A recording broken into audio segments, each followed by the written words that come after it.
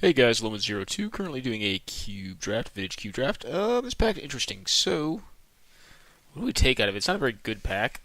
My mind's to take Inquisition, the Remand, or the Izzet Signet.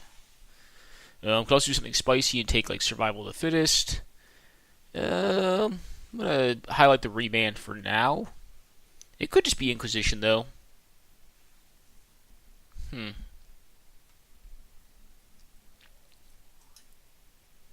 Signet's also kind of a good open pick, just colorless mana. Also take Exhume and try to force something like along those lines. Not a lot of real like high upside. I mean, I take Mind's Desire, but that's pretty ambitious, I would say. This early in the cube, that is. It's not really a starting Storm card. It's a Storm card that you finish off with. Inquisition could possibly want a bigger range than Remand. I'll take the Remand here. Okay, well, Underground Sea is probably the correct choice. Hero or Teferi is also very powerful. Moat can be game winning against certain decks, but I think it's too specific in this format. I really like Teferi, but I think what I'm going to do is take the Underground Sea for now. I also like Fire Ice quite a bit, but it would not be a pick over Teferi or Underground Sea, I do not think. Image isn't bad either.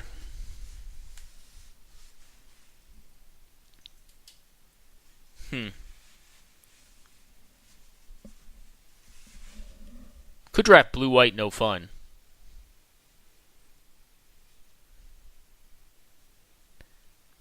What do I wheel out of this pack? Moat.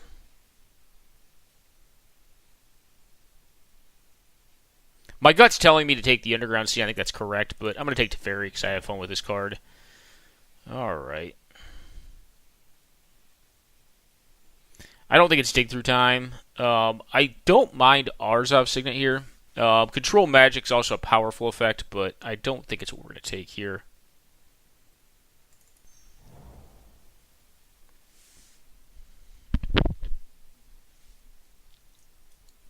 I don't think the Seachrome Coast will come around, but I think I'm going to take Sower of Temptation here.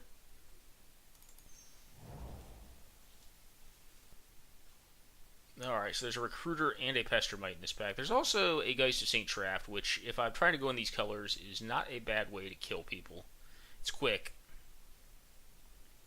You know, I think I'm down to clown with that. Swords to Plowshares feels like pretty much exactly what we're up to. History can be a sideboard card for decks like this. Alright, there's a High Tide. There's a Thing in the Ice. Thing in the Ice feels like it's a little more on theme with what I'm going to try to do in this deck. I don't know if we're going to get there on it because we have not seen a ton of great counter magic, but archetypes like this I tend to shy away from in Cube because they're not proactive enough. We'll see if we can get there on it, though. Alright, so red cards are wide open, is what we're getting told. Could also just take a Lyra Dawnbringer and be like Skies. Lyra is really tough for certain decks to beat. I think I'm going to do that and try to wield a Moat. Then the Geist becomes a little more vestigial, same with Thing in the Ice, but Moat is a hard lock for the fair decks of the format, for a lot of the fair decks. Not a hard lock, but it's tougher for them to beat. And Moat with Lyra is not a bad combo. So have Sower of Temptation to take their flyers away. The challenge this deck is going to have, as you can see on fair decks, is what I can see right now. Its threats are all expensive. It does not have a ton of interaction that is relevant against like Storm, for instance, or artifact-based combo decks.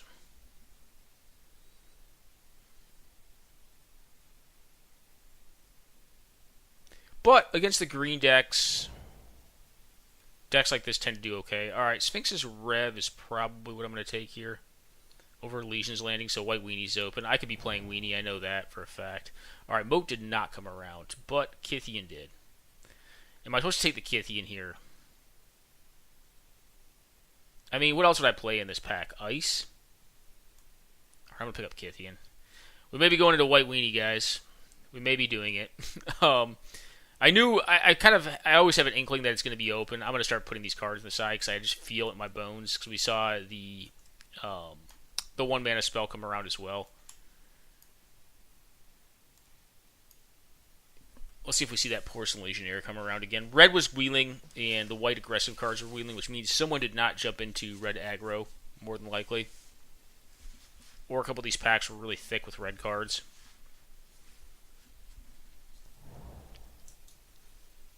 Also not out of the realm of possible. Alright, well there's no... I mean, there's an aggressive red card here. Pick up Blast Zone, just in case we decide to stay the course. Blast Zone does go in the control deck pretty well. Dauntless Bodyguard. Yeah. I think this is where we're at, guys. Ameria or Parallax Wave? Parallax Wave's a lot better than folks give it credit for, especially if you're light on playables. I didn't pick in time. I'm a dummy. So we got Mindslaver. We got the most worthless card. Red aggro is also open.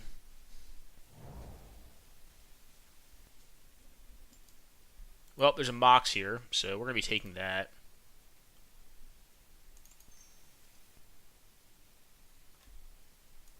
Could also go into like a weird blue-white control shell, or like aggro control shell.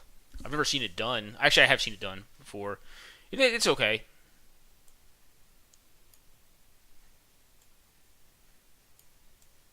We're not going to get that Tundra back.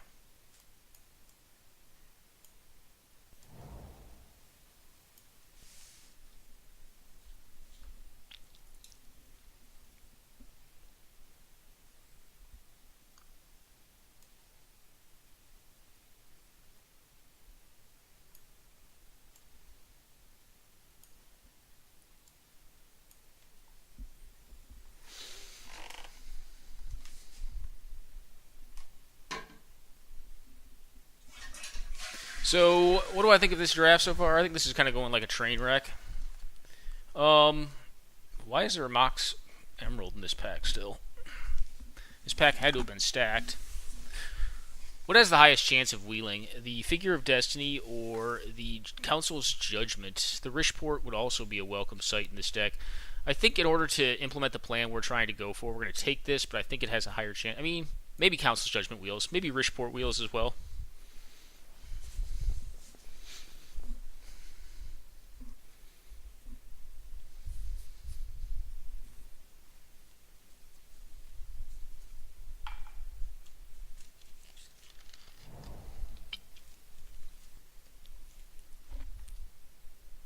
I think Brightling has a higher chance of wheeling over Unexpectedly Absent. Now, this is the point in the cube where if I had cemented myself in the archetype earlier, I would take the Mutavault.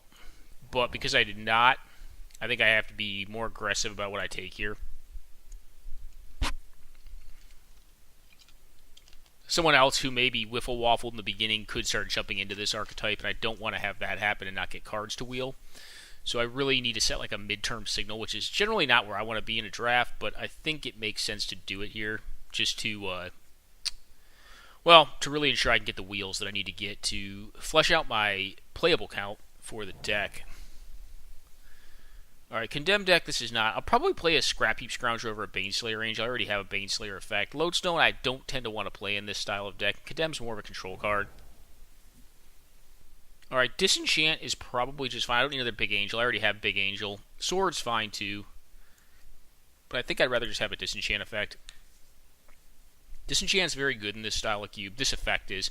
I'd rather have it on like Leonin Relic Warder, but Disenchant pure is just fine. Alright, this Chad is this Gideon is a blessing. Fairgrounds Warden, okay. That card's medium. I'd rather have the Fiend Hunter, the 2/2. The one that punches better. Like 2-power attackers tend to be a lot better than 1-power attackers.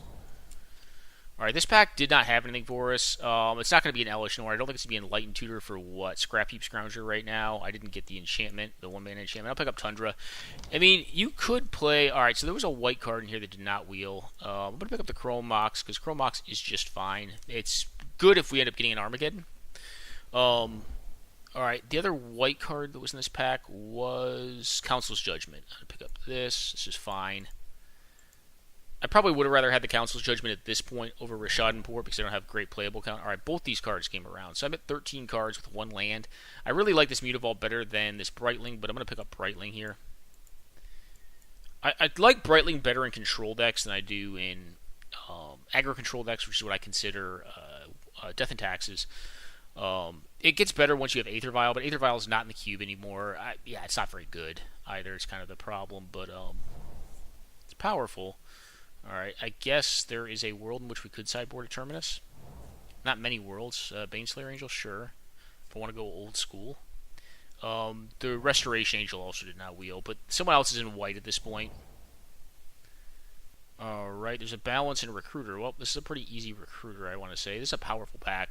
This is a vintage pack right here. This is a vintage cube pack. Got Channel, Gristlebrand, Balance. Balance a little bit less so in vintage cube. It's a Heartbeat of Spring, which is powerful. This is a pretty easy Recruiter. Now, hopefully we can find some better creatures to find with it. Right now we have basically Mother of Runes. I suppose you can get Figure of Destiny because it punches well. It cannot find Brightling, which is a downside. It can find Scrappy Boy, right? It's toughness, yeah. Toughness 2 or less. We did not pick up the Walking Ballista.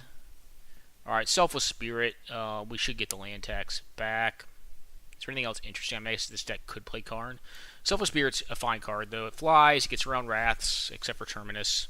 Hollow Burial is no longer in the cube. I think it has been on again, off again. Alright, Ravages has the higher chance of wheeling over Thalia. I'm going to pick up Thalia here. She's very good. I do want that Ravages really badly, but I'm going to expect it to wheel. Also increases the value of Chrome Box in the deck. Well, despite kind of a rough earlier start, I mean, I tried to do other stuff than White Weenie guys, but when the signal was like 100% open for it, I try to draft correctly and pick up the deck that's open. This deck tends to be open more often than not. Shockingly enough, red deck wins I tend to find is fairly open as well. I think it's a worse deck than this deck is. Not by a ton, but by a little bit. It's better against certain things, but the disruption this deck packs is really, I think, what brings it over the top. Alright, Wasteland is quite powerful. Where am I at on playables? I'm at 16 essentially because I have a Rishadan port in there right now. I like Dismember, Scrubland, Wasteland, and Blade Splicer. Sadly enough, and I like Arid Mesa. Man, if I could take this pack, I'd be... Well, I wouldn't want to take this whole pack over the rest of my picks. I think, sadly enough, so what we have for this for creature kill, we have Swords, and we have Unexpectedly Absent, and we have Journey to Nowhere. Alright, so it's not Dismember. I think, sadly enough, it has to be the Blade Splicer right now, where we're at in this cube. Maybe we get one of those cards back, though. Alright, and there was this pack. I suppose it's probably just going to be a Spectral Pros. Banishing Light, I already have removal, like I was kind of saying. I think 3 pieces of removal is enough for this deck. I mean, in certain matchups you want more, but I think in general it's good enough. Alright, this pack, sadly enough, has nothing for us. It's going to be a pretty easy Tangle Wire, and not happy about starting that thing. Alright, this pack also does not have much going on. If we want to go the blue route, we could explore Spellquellers. We do have the Tundra. We don't have any fetches, though. We could have taken that fetch to open that option up. This is Sword of Body of Mine, which is a weaker sword. I think it's probably just Spear of Heliod. Not really a huge fan. Alright, it's going to be Silverblade over Path to Exile here. Path to Exile is a very powerful card. Alright, Celestial Colonnade. Land tax, sure. If we get the Geddon, it's going to be a lot better. Next pack's Geddon pack, right? Yeah, I think so. Geddon. One time. One time Geddon. I'm less keen on playing cards like this. I may have to play it in this deck. I will play Land Tax and Cube. It's not great, but this is a Landlight deck. Or it's going to be a Landlight deck. Come on, Geddon. One time. One time Geddon. I don't know if it's going to wheel, guys. It's going to be tight. I should have been looking. The Crucible, I think, was in that last pack. I don't think the Crucible wheeled, so Wasteland should be gone, too.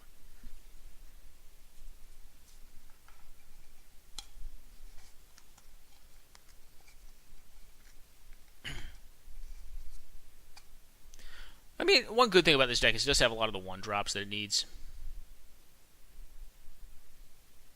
Alright, who's holding us up? You're holding us up. Okay.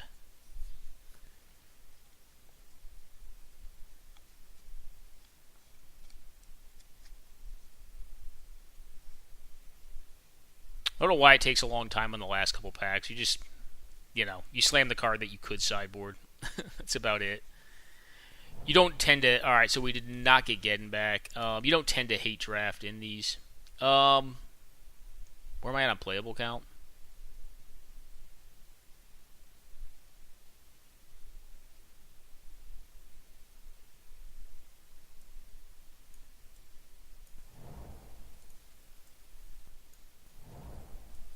Alright, so we don't have a Geddon. That's a big deal. So we do have the Arid Mesa. Do I want to play Geist? I'm at 22. I'm a little bit low.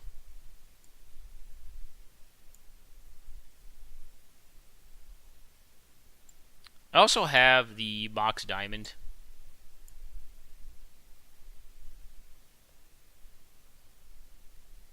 So if we go like this,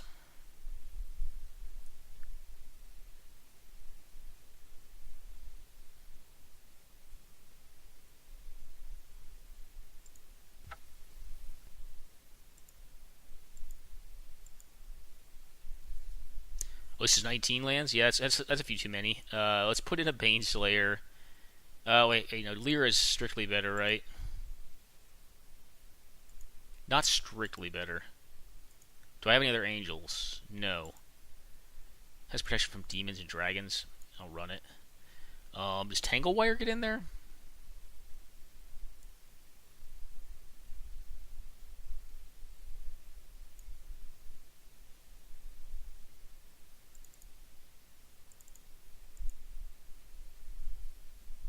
I think we go 17 with this. This deck's going to be a little bit hinky. We got to the party late drafting it. Probably at 2 packs later than I wanted to. Or 2 picks in pack 1 later than I wanted to. Alright, yes, I would love to play first. This hand's definite keep.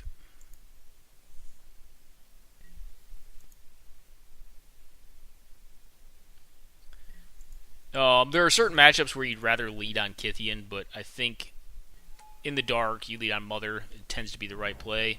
Against Black, probably. If they're Reanimator, then we could be in some trouble.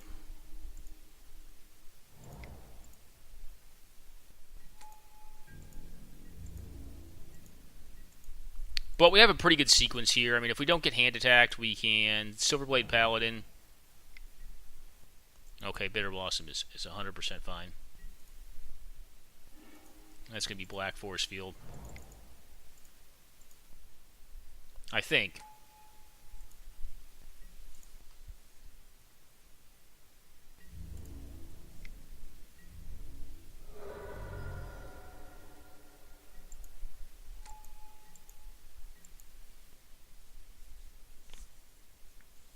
Yeah, they're just done. Yeah, I was going to say, because what will happen next turn is I can either Ultimate the Gideon and dome them for 6 down to 9, plus they take 1 off Blossom, they block 1 with Blossom. Yeah, they're just done. Okay. Either they're missing land or something wrong happened there. Yeah, Blossom is not a card that scares this deck, I don't think. You can race it. Against like a control deck, like if I was playing the deck that I thought I was drafting at the very beginning, or I was trying to draft, then yeah, that'd be bad.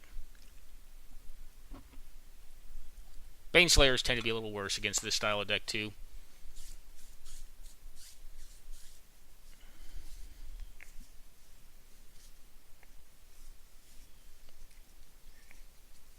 This deck is so weird. You got the island in it. I guess a Celestial Colonnade to reach over the top. Definitely not a Geddon deck. I didn't pass up on a Geddon, though, for what? I forget. I think I was just hoping to wheel it. Like, I think it was Thalia. Thalia is what I picked up over it.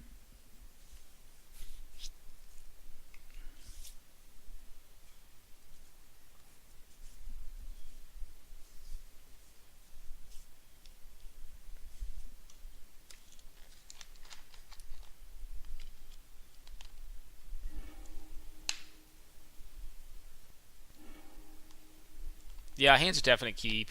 Get access to my Tundra. Keep.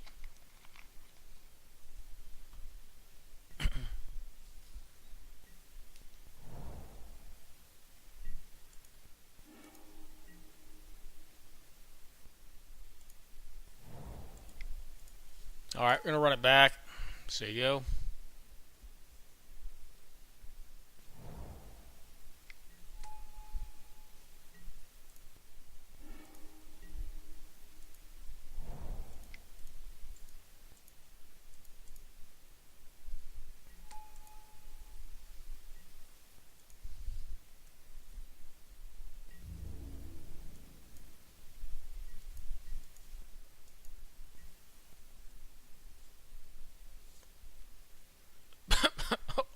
Okay. They can't beat a Mother of Runes, I guess. I guess the deck they drafted does not beat Mother of Runes. I don't know. Opponent was evidently off it. Sorry, guys. Not interesting. Sorry. I don't know what to tell you. Mother of Runes is good versus black decks, red decks, decks that run creatures and creature kill, and may not have access to Umezawa's sheet. I don't know. Not much to be learned there. As far as the draft goes, though, this White Weenie draft is not optimal. Not an optimal build of it.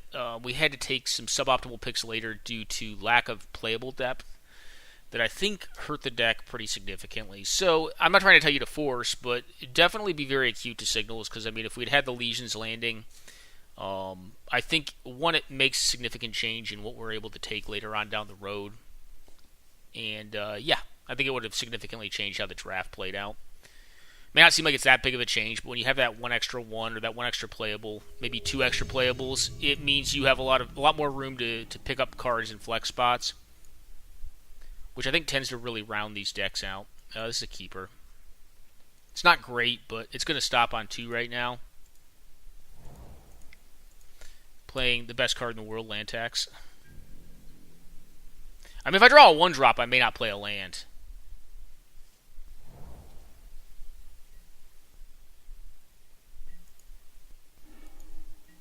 Alright, not. I'm not going to not pressure my opponent as well, so this Scrap Heap Scrounger's going to get in there. And they can play lands too. If I draw a land next turn, I'm definitely playing Geist. They have a Signet? No, they have this thing. Okay.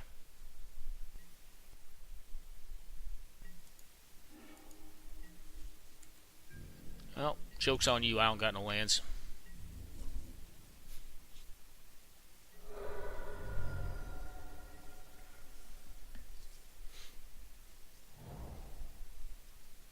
They're going to probably counter... Oh, maybe not. They're going to Spell Seeker. They have Ancestral.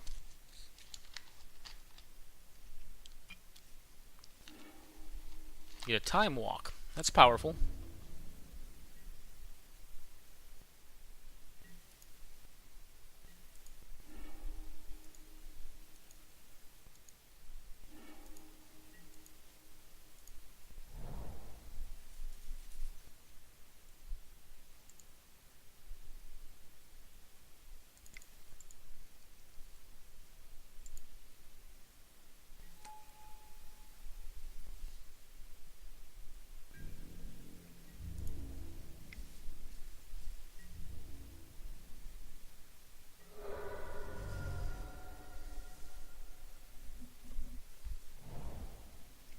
I assume we walk, and then... Okay, we're going to Gideon, then walk? Okay. Cannot target the Geist. Well, I mean, it can target... Yeah, I can target the Scrappy Boy. Alright, so now we Time Walk. Cool.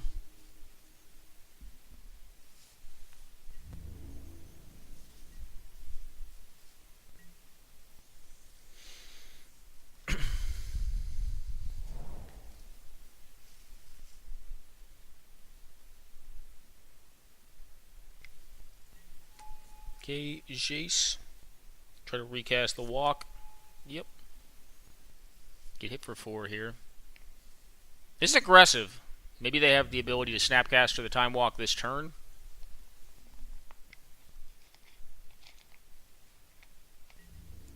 Mm-hmm.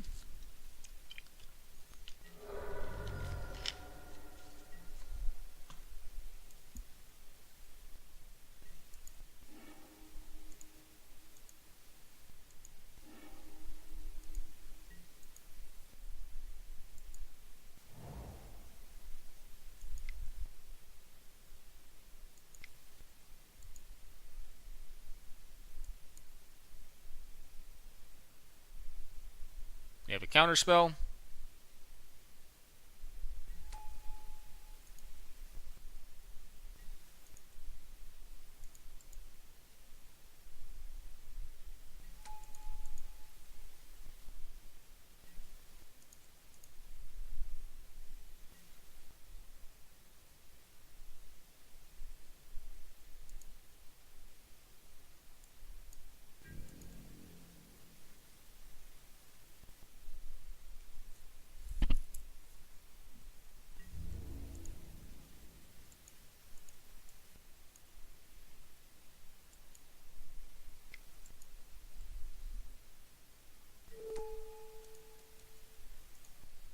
Hit the Gideon here.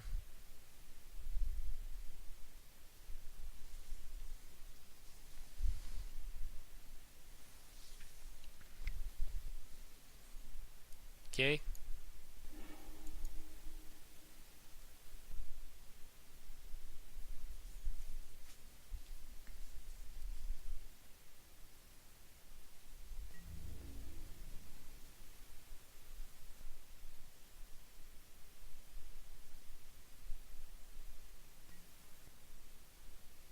And take.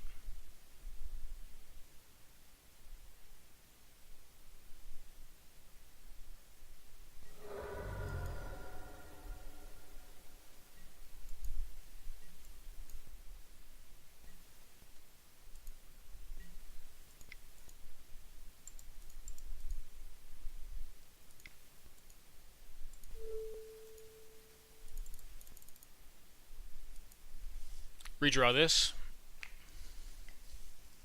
And if they have a counter, they have a counter.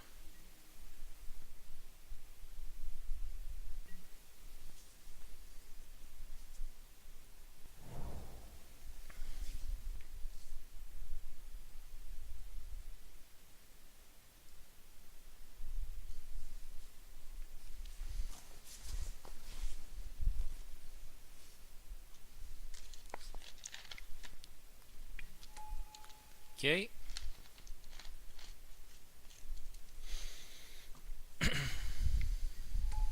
Okay.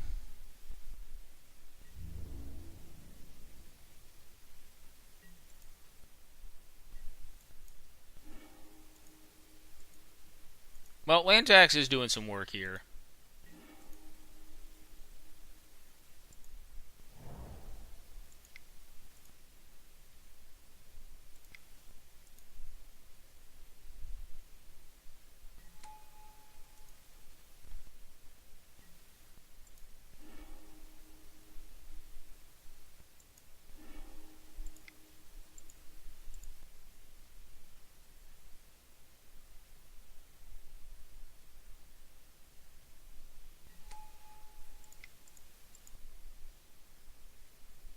Oh, is your last card a counter spell?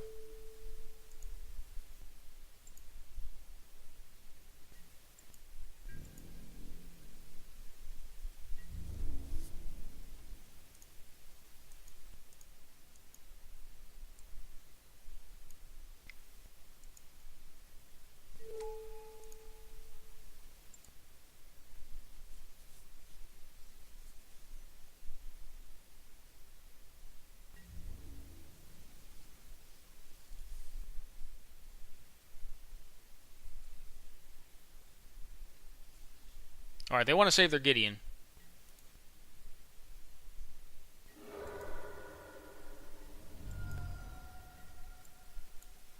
They want to get a time walk too, being fair. But I don't know if that saves them here. Maybe it does.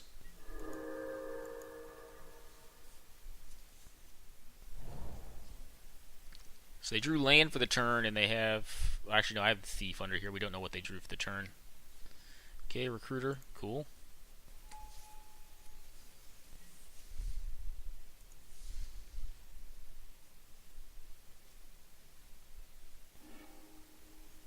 Monastery Mentor. That's pretty powerful. Okay. But they cannot time walk this turn. So they're discarding whatever they drew. Hopefully it's good. Spell Pierce, okay.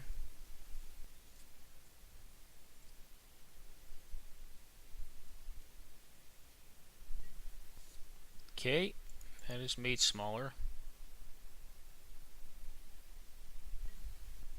Okay.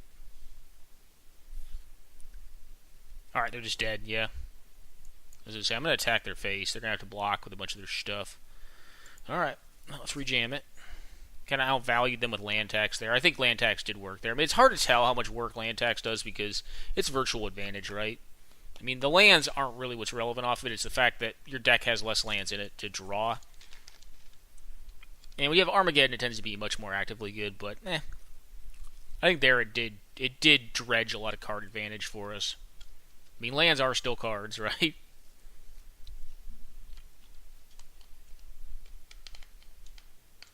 So they are 3-color control is what it looks like.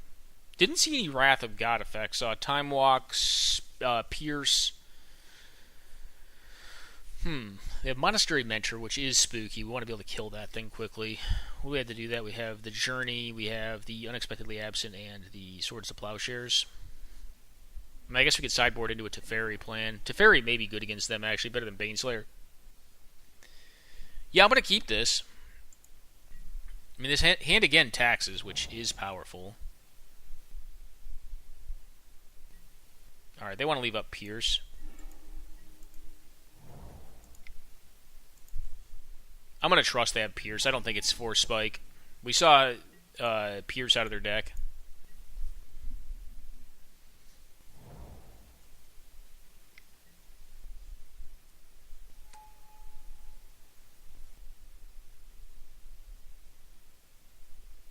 Okay.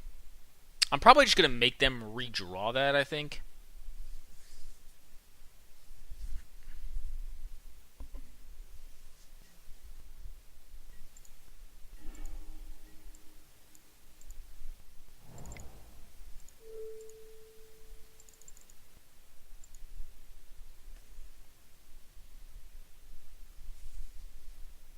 You have Daze. Not attacking with Mom here.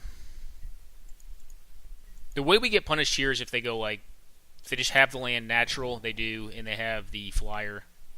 No, they just have this thing again.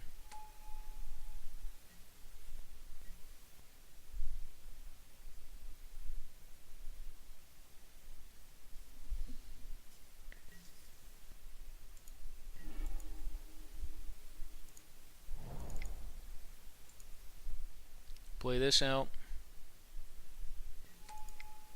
Play this out, say go.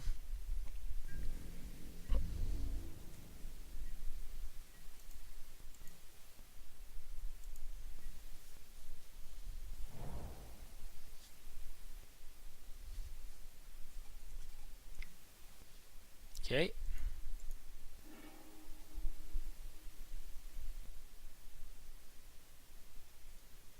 They have the Spectre. The Spectre is the spookiest thing they could do here. They get a free attack in if they want. I'm not blocking.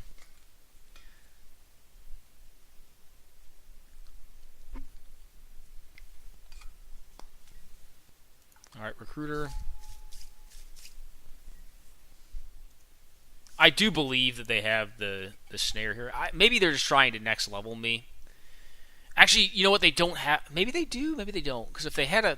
They tapped the first turn like they were going to do something. Maybe they're trying to head games me. Because either they had a cantrip and they wanted to wait on the cantrip, but if they had a cantrip, they would have done it by now because they had available blue mana turns after that. The right answer is to get the Spectre here, in my opinion. The Spectre is the spookiest, or whatever that thing is. The silly card that looks at the top 3 and takes one of my cards. I'm probably going to have to try to jam Gideon next turn, but the risk that I run is that, like, if they do have that snare, or that Pierce, rather, which I think they have, I kind of get goozled. So they get Mentor.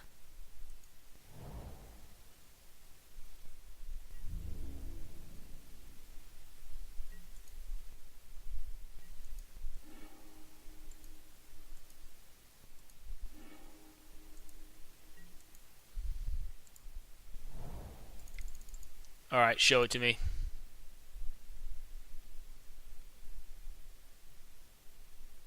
They represented it really strong in the first turn. Yeah, I didn't think so. I thought they were full of shit. I think they were just trying to fucking level me.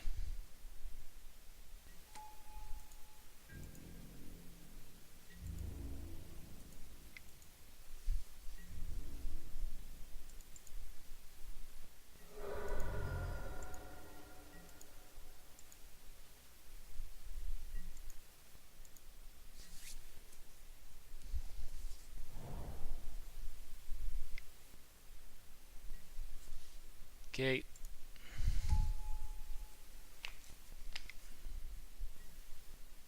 They have both.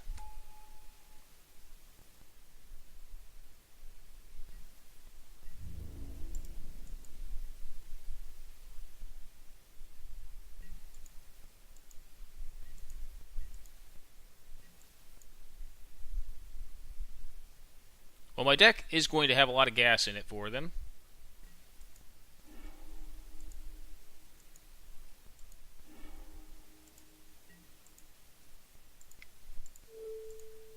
I think we just got to do this.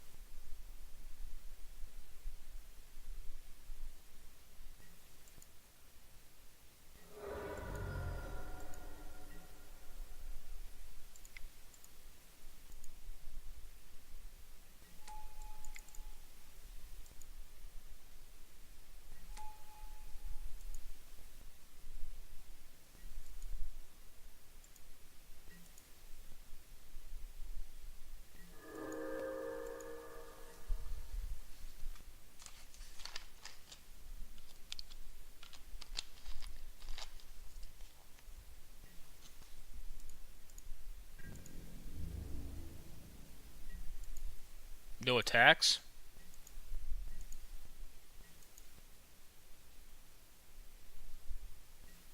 Alright. Well, no lands. Well, there are lands, but not many. There's like 3 left.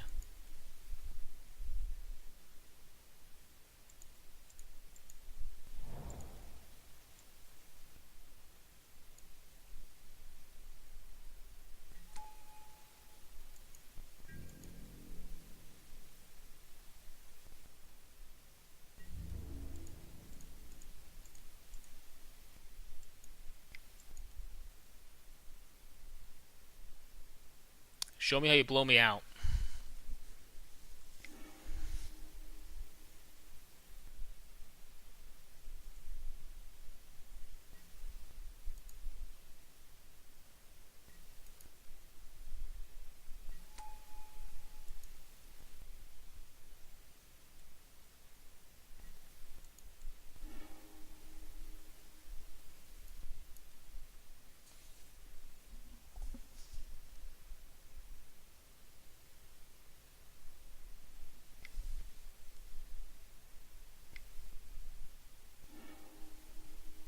Okay, that's a good one.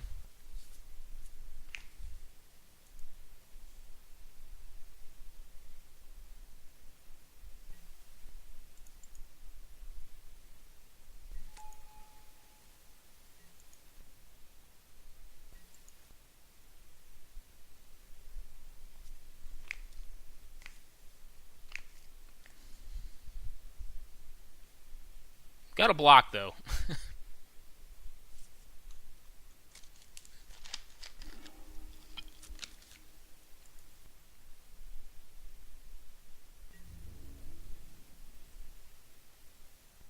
Okay.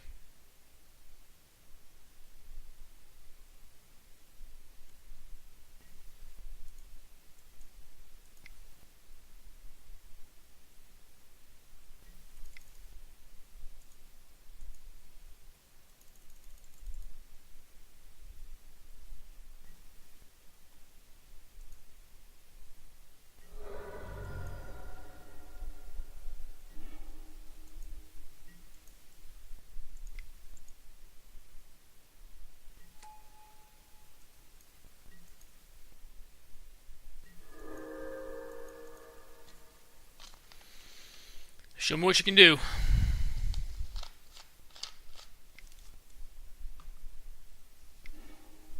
Okay.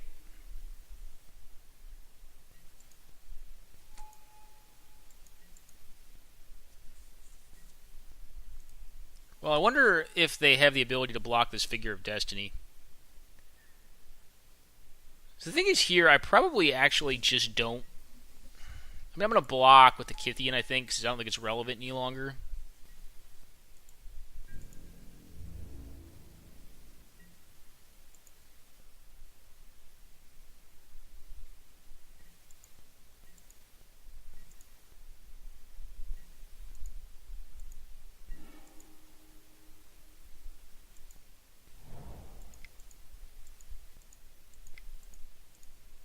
the often little used ability. This thing flies at this point.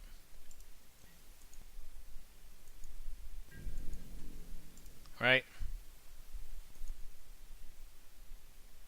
Yeah, I was going to say, if they have like repeal, I can just protect it, and there we go. Cool.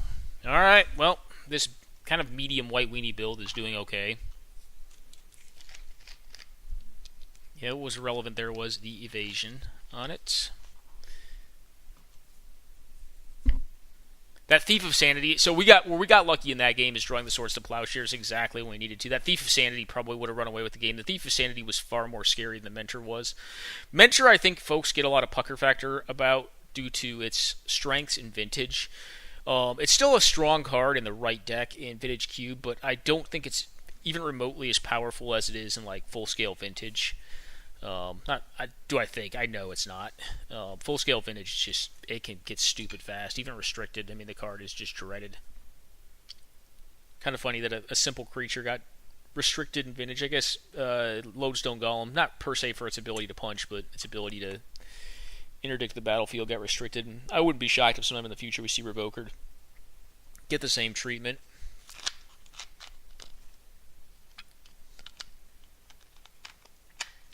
Well, guys, quick pause. Currently 2-0-4-0 right now in this cube draft, even though I think we drafted kind of a very medium deck. But hopefully we can finish out strong and go 3-0 with it. But back momentarily while we're waiting to find an opponent. Alrighty, guys, we are back. And we've got our last round here. Lost a die roll. Never lucky, of course. Yeah, no. This is a mull. This is actually maybe our first mull of the game. Alright, this hand's a keep. I'm going to put that on top, too. I mean, not knowing what we're playing against, it's kind of tough to keep that on top, but it's such good a removal that if we're playing against another aggressive deck, it's good. This Thalia on turn 1 should be strong. I mean, if we get, like, Thoughtseize, God forbid, then a little less good. But Thalia turn 1 into the Silverblade seems okay. Alright, we're getting Imp Sealed. Alright, so against a Mana Confluence Imp Seal deck, I feel really good with Thalia. Thalia seems like it's going to be great. We'll see. They could be a fair deck that's just running Imp Seal, but I see those cards, and I assume they're on a combo-rific deck. So I think a Fast Clock and Disruption is going to be good against them. Alright, go. But I could be wrong, too. They could just be, like I said, a fair deck that's running Imp Seal and Confluence just for fixing and, I don't know, finding good cards. Or they could be Storm. Yeah, we just fucked their whole game plan. There we go. So Thalia is important to this matchup. We're playing against Storm. What do we have against Storm? Tangle Wire is mildly interesting. What is it better than? Baneslayer Angel is shit versus Storm. Remand may be interesting. Like, Gideon tends to be too slow. I think we just go like this and try to see more. Yeah, I'm not going to say no to this. It's not great, though. I mean, I'm not going to just try to mull the Thalia.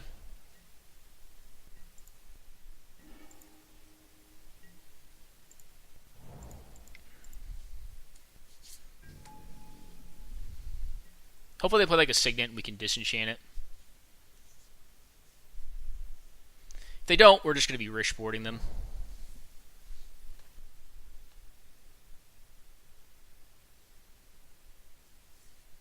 They have Collective Brutality. That'd be moderately brutal. They do. Oh, they're reanimating. Okay, and they're going to get my Swords to Plowshares? Oofa doofa. That's good.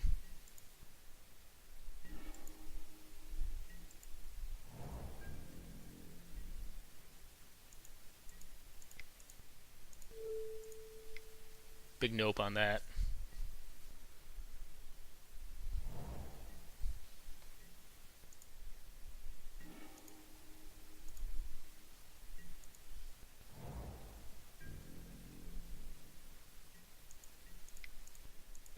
I will buy the fact they have reanimation effects in their deck.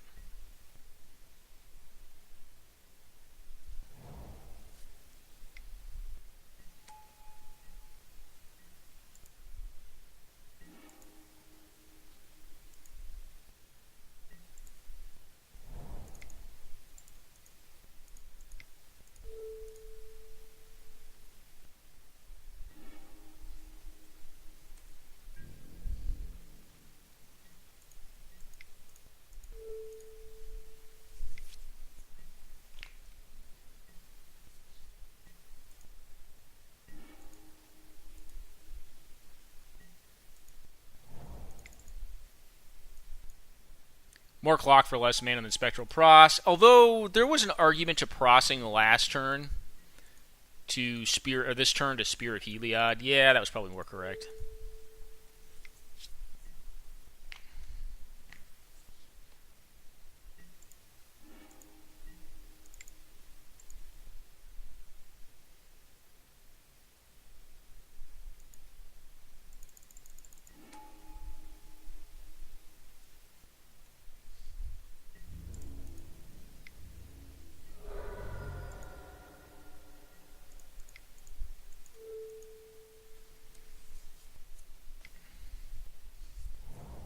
Okay, they found their black mana. Can they Gristlebrand me now?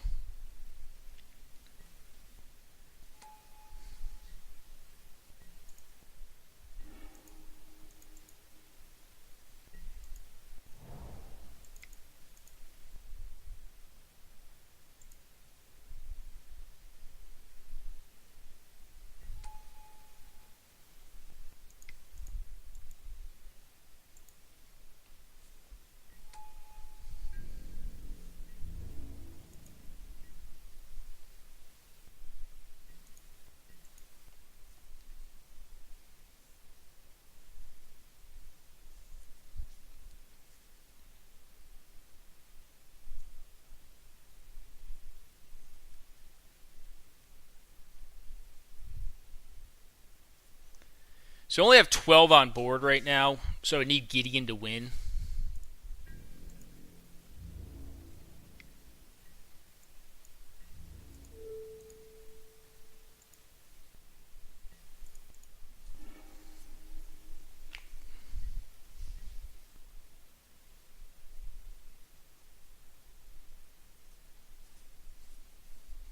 They can try to take the damage here, but if it fails, they die.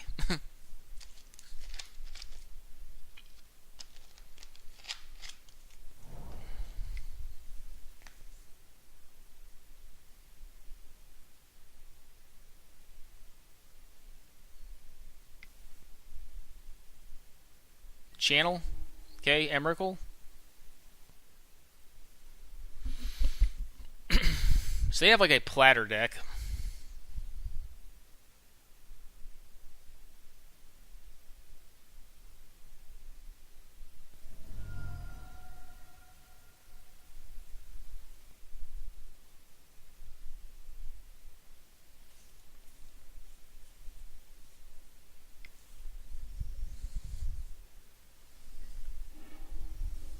Okay.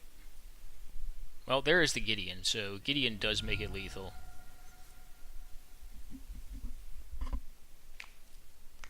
Well, can you get there? Well, if you're not getting there now, you are dead. Okay, they have Mox Diamond. I assume they can kill me with this. This is a pretty sick deck, though.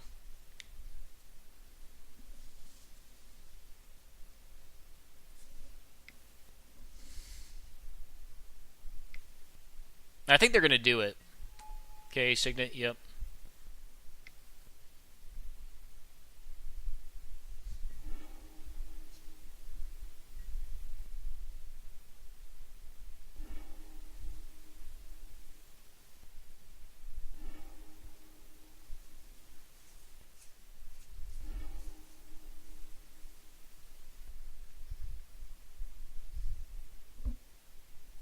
So I assume they have Will.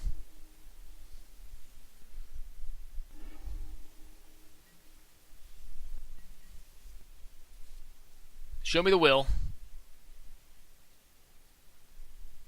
I'm going to make them show it to me, just so I see what's going on here.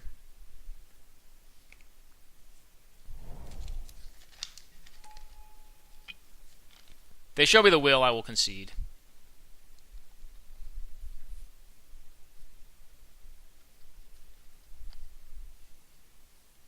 I guess I can Twister their deck back together to get Brain Freeze if they do not have Will, but no, they would need a way to get back Twister. Like Regrowth would do it.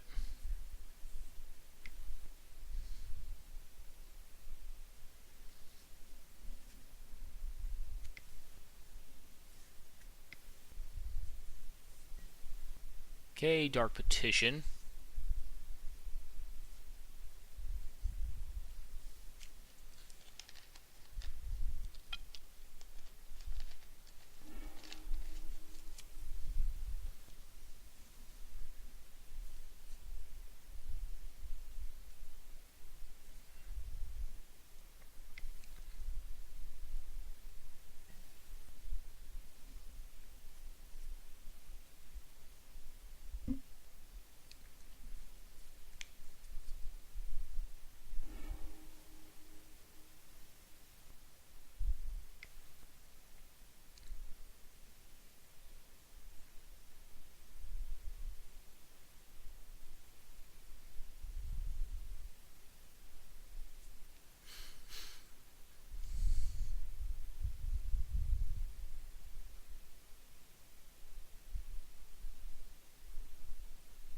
Okay.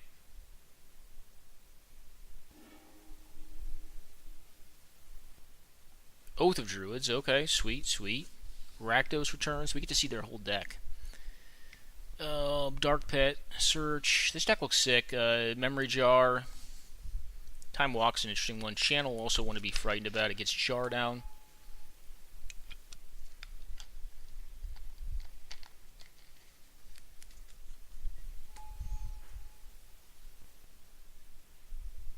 Okay. I mean, literally all they have to do here is Brain Freeze me, I think, for 6. 6 would do it. That is 21 cards. But we'll make them show us. They have Entomb, Exhume, and then Animate Dead. So they have 2 reanimation effects, and they have an Oath.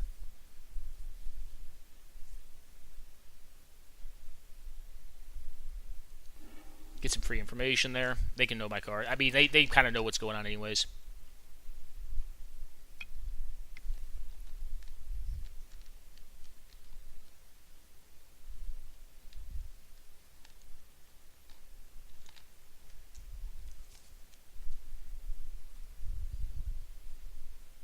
Are they casting Rakdos Return? Oh, Memory Jar, okay. So they want a twist. Okay, I was going to say, I'll concede to that. They already had enough. This is 27 cards, I want to say. Okay, so differences or changes that we want to make. Blast Zone, is that worth it? Probably not.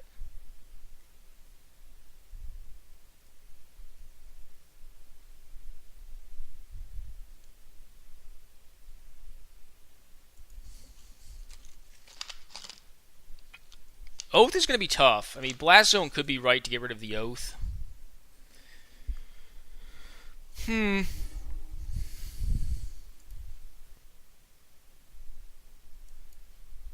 we're going to keep this one and, well, hope it gets there. It's got a turn. I mean, see, here's the thing. Like, if it gets against Oath, it's really dangerous.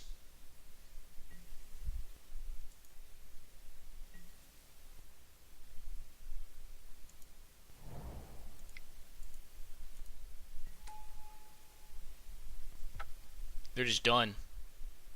Maybe they kept an unkeepable hand. Anyways, guys, that was probably one of the less entertaining cubes I've done, but it was successful. It went 3-0. Evidently, they didn't want to play against our deck. They didn't think they could repeat it. I don't know. Or they kept a hand they weren't supposed to keep, and they misclicked and they didn't click the mulligan button. I don't know. Or they were under and over it. Who knows?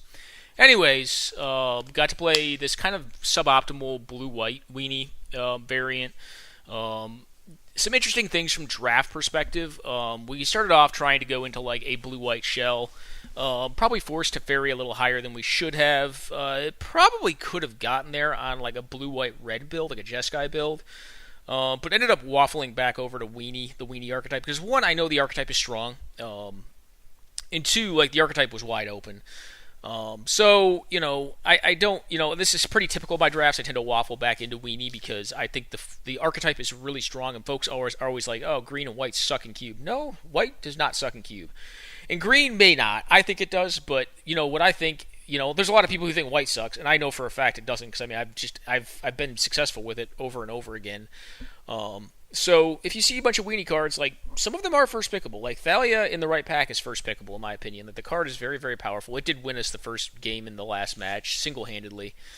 We would have had access to her by turn 3, but if they had an Oath start, it could have been rough.